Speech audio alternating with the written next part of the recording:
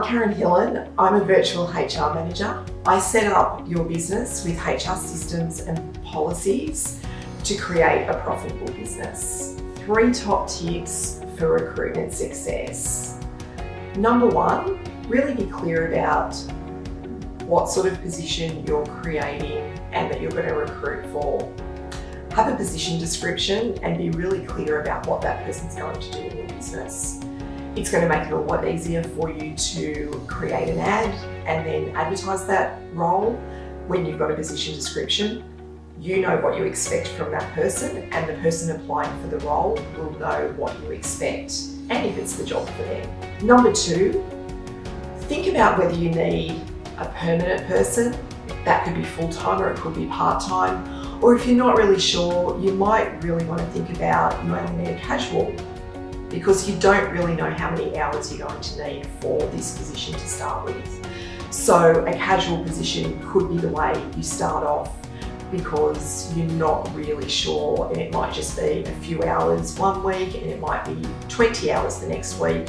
You're able to have a bit more flexibility when you have a casual employee. Number 3, I am so passionate about making sure people understand that they need a good reference checking process.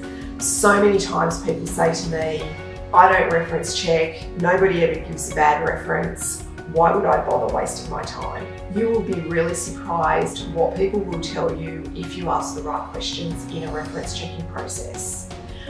I have a reference checking template that I use for my clients, so they have a guide and they know the types of questions to ask. They're quite specific, and they're quite specific in relation to the position that you're recruiting for. So an example might be, you ask a question, you state a scenario, and then you ask the referee to give you an example of when the person did that, what they did, and what was the outcome. So they really need to go into detail about how they've performed that particular skill or task, or how they have that experience. It gives you a lot more information, and sometimes if they start to hesitate and they can't actually give you an example, that's going to speak a million words as well. Quite often too, sometimes if people say they don't feel comfortable giving a reference to that person, that's going to tell you a lot as well.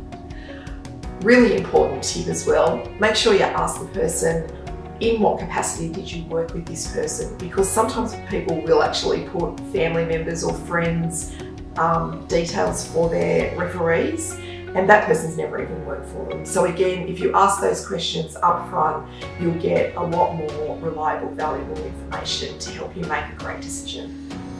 If you employ staff or you're thinking about it, book in a complimentary call with me today and we can discuss how you can have a successful and profitable business.